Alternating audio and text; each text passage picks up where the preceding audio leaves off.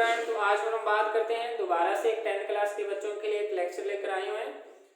तो इसके अंदर आज हम हमारा जो टॉपिक चल रहा था वो लोकस का टॉपिक चल रहा था बिंदु पथ। ठीक है, हमने बिंदु पथ के बारे में अच्छे से समझा था कि बिंदु पथ है क्या, ठीक है, और उसकी मैंने आपको थ्योरम्स के बारे में बताया था। और आज हम इसके जो है वो क्वेश्चन स्टार्ट करेंगे। ठीक है, सबसे पहली बात मैं एक बार आपको दोबारा से फिर जो है बिंदु पथ यानी लोकस से इंट्रोडक्शन करवाना चाहूंगा। ठीक है, कि जो हमारा लोकस है यानी बिंदु पथ है,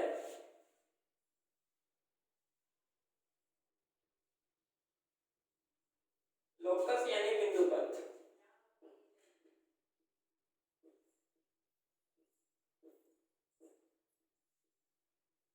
वो है क्या। ठीक है, भी ये जो है वो बिंदुओं का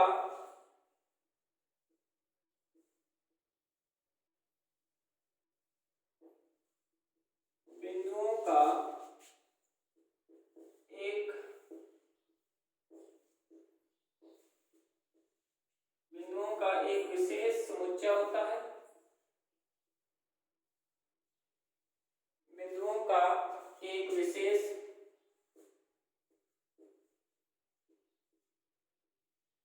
समुच्चय होता है जिसमें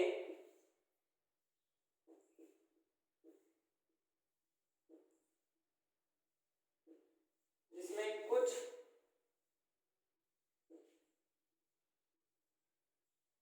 शर्तें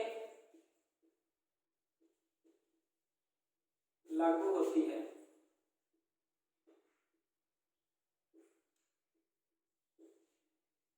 जिसमें कुछ शर्तें जो है वो क्या होती है, लागू होती है। ठीक है, देखिए जो है वो शर्त क्या है। ठीक है, सिस्टम क्या होगा इसके अंदर, जैसे मान लिया हमारे पास एक ये पॉइंट है। ठीक है, अब मैंने आपको ये कहा कि शर्त ये है कि इस पॉइंट से काफी सारे पॉइंट हैं, एक ये पॉइंट, ठीक है, जितने भी हम इनसे बाहर इस पॉइंट के बाहर जितने भी बिंदु लेंगे उन सभी बिंदुओं की इससे दूरी सेम रहनी चाहिए, इसकी शर्त है। तो इसको भी मिलाया, इसको मिलाया, इसको मिलाया, इसको मिलाया, यानी हम यदि इन सभी बिंदुओं को आपस में मिला देंगे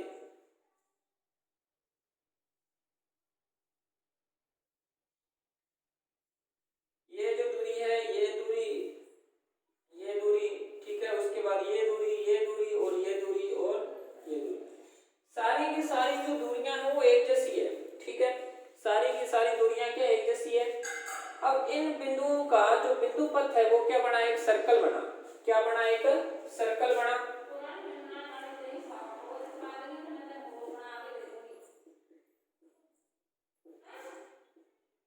इन बिंदुओं का जो बिंदु पथ है वो क्या बना बच्चों, एक सर्कल बना।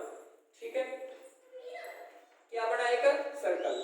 और भी एग्जांपल जैसे मैंने आपको बताए थे कि जैसे मान लिया दो समांतर रेखाएं हैं L, दूसरी M दे रखी है। मान लिया कि यहां मैंने कोई भी एक पॉइंट लिया, इस पॉइंट की इससे डिस्टेंस, इससे डिस्टेंस एक जैसी रहनी चाहिए। उसके बाद मैंने यहाँ काफी सारे पॉइंट ले लिए,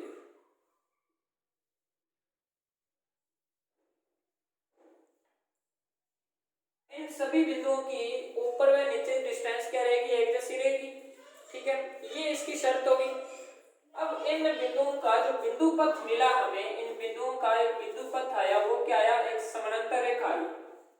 क्या, एक समानांतर रेखा। कैसे, जो N था सबसे पहले M के समानांतर था।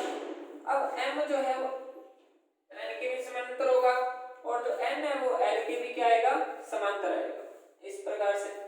ठीक है भी इन बिंदुओं का जो बिंदु पथ है वो क्या मिलेगा हमें, एक समांतर रेखा मिलेगा। यानी प्रत्येक बिंदु से समदूरस्थ, समदूरस्थ बिंदुओं का बिंदु पथ, समदूरस्थ बिंदुओं का बिंदु पथ हमें एक समानांतर मिलेगा, एक समानांतर रेखा मिलेगी। ठीक है, अब इसकी यदि हम विपरीत देखें, विपरीत कैसे, यहाँ एक कोई भी एक लाइन खींच दी, सबसे पहले मैंने इसके ऊपर एक पॉइंट लिया, एक नीचे पॉइंट ले लिया, इस प्रकार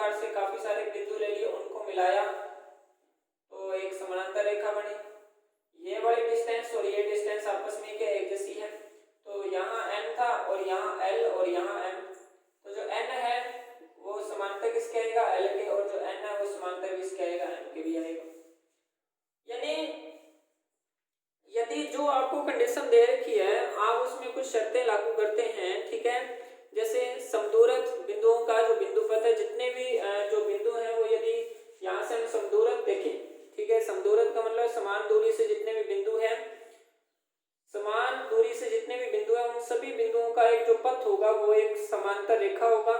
यहाँ से इस बिंदु से समान दूरी पर जितने भी बिंदु होंगे, इस बिंदु से समान दूरी पर जितने भी बिंदु होंगे, उन सभी बिंदुओं का जो पथ होगा वो एक वर्त होगा, ठीक है। इसको हम सी नाम दे देते हैं। सी बिंदु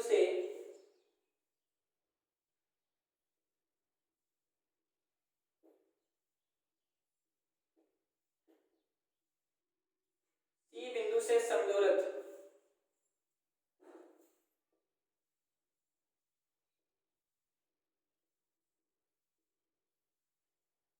बिंदुओं का पथ,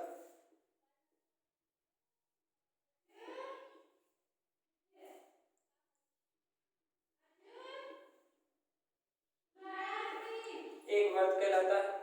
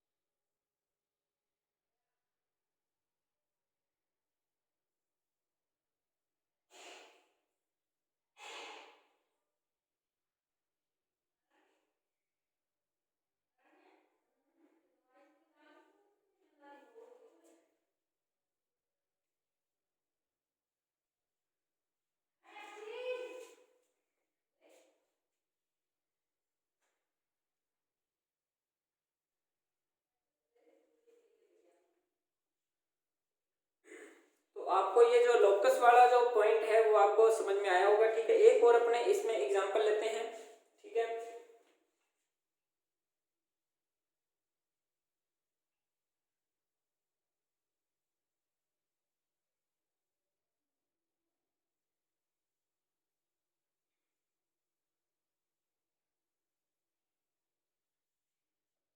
एक और एग्जांपल का मतलब है कि मान लिया आपको दो रेखाएं प्रतिच्छेद दे रखी है, क्या दे रखी है, प्रतिच्छेद। अब इन प्रतिच्छेद रेखाओं का बिंदु पथ क्या होगा, बिंदु पथ तो यही है, यही बनेगा। यदि हम ये पॉइंट लेंगे, इस ये यहाँ एक पॉइंट होगा, यहाँ एक पॉइंट, यहाँ एक पॉइंट और यहाँ एक पॉइंट, तो इन चारों बिंदुओं की इस बिंदु से दूरी क्या है, एक जैसी है। दूरी क्या रहेगी, यहाँ एक जैसी रहेगी। तो इन बिंदुओं का जो बिंदु पथ आएगा वो क्या आएगा, एक प्रतिच्छेद रेखा ही आएगी, ठीक है। क्योंकि इस बिंदु से ये बिंदु की दूरी क्या है, एक जैसी है। मान लिया ये 5 सेंटीमीटर है, तो ये भी 5 सेंटीमीटर ही आएगी, ये भी 5 सेंटीमीटर, ये भी 5 सेंटीमीटर। तो इसका मतलब क्या हुआ, यहां मैंने कोई भी एक पॉइंट मान लिया, अब यहां से तो इसकी डिस्टेंस क्या आएगी, अलग आएगी, ठीक है। तो जितने भी आप पॉइंट मान लीजिए, ठीक है, उन सभी की यहां से लेकर यहां तक और यहां से लेकर यहां तक की डिस्टेंस अब एक जैसी आएगी। आगे फिर ये पॉइंट मान लिया, ये डिस्टेंस नाप लीजिए, ये भी एक जैसी आएगी। यहाँ एक डिस्टेंस मान लीजिए, ये भी एक जैसी। इन सभी को आपस में मिला दीजिए, तो इन बिंदुओं से जो हमने एक लाइन बनाई वही उनका क्या है, एक बिंदु पथ है, ठीक है। तो इस प्रकार से आपको ध्यान रखना है थोड़ा सा। और मैंने आपको 10.1 थ्योरम बताई थी कि भुजा का क्या है, समद्विभाजन, ठीक है। दो भुजाएं हैं उनको हम समद्विभाजित करेंगे। और जो हमारी 10.2 थ्योरम थी, ठीक है, उसमें हमने पढ़ा था कि जो कोण का समद्विभाजन करेंगे, जैसे ये एंगल बन रहा है, मैं इसका क्या कर रहा हूँ, समद्विभाजन कर रहा हूँ, ठीक है। समद्विभाजन हुआ किससे, कैसे हुआ इसका, यहाँ मैंने कोई भी एक पॉइंट लिया, इस पॉइंट से ये दूरी और ये दूरी एक जैसी है। फिर मैंने इस काफी सारे पॉइंट ले लिए मैंने, ठीक है, काफी सारे बिंदु लिए, ठीक है, और उन सभी की डिस्टेंस क्या आई, एक जैसी आई, ठीक है। तो डिस्टेंस जब एक जैसी आएगी, मैं इन सभी बिंदुओं को आपस में मिलाऊंगा तो क्या बनेगा, एक एक ऐसी रेखा बनेगी जिसके कारण, उस रेखा के कारण जो है कोण का क्या होगा, समद्विभाजन होगा। ठीक है, तो भुजा के समद्विभाजन के अकॉर्डिंग हमने पढ़ा था कि कोई भी जैसे एक लाइन हमने खींची, यहाँ जैसे मान लिया एक पॉइंट ये है, एक पॉइंट ये है और एक पॉइंट ये है, इन बिंदुओं को मैंने आपस में मिलाया,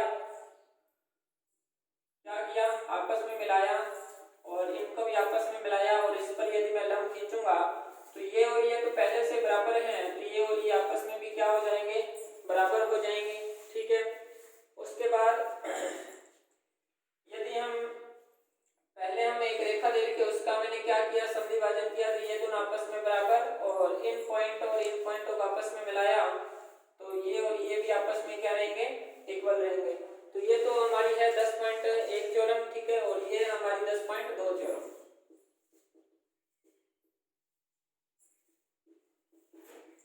10.1 थ्योरम थी हमारी भुजा का समद्विभाजन,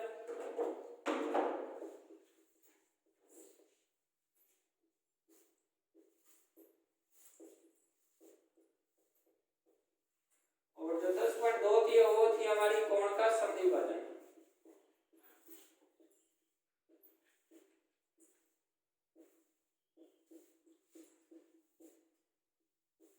ठीक है, तो इस प्रकार से हमने ये दोनों के दोनों जो थ्योरम है उनका स्टेटमेंट जो है वो याद रखना है। और दूसरी बात, जो इनके 10.1 के अंदर जितने भी क्वेश्चन हैं वो इन दोनों थ्योरम से जो है वो कंप्लीट होने वाले हैं। ठीक है, तो आज के लिए बस इतना ही। ठीक है, और नेक्स्ट लेक्चर के अंदर हम इनके जो है क्वेश्चन स्टार्ट करेंगे। पहले सबसे पहले हम इनके स्टेटमेंट मतलब ध्यान में रखते हुए, ठीक है, स्टेटमेंट को पढ़ेंगे। उसके बाद में हम 10.1 और 10.2 थ्योरम के जो है हम सबसे पहले हम प्रश्न करेंगे, फिर उसके एग्जाम्पल करेंगे।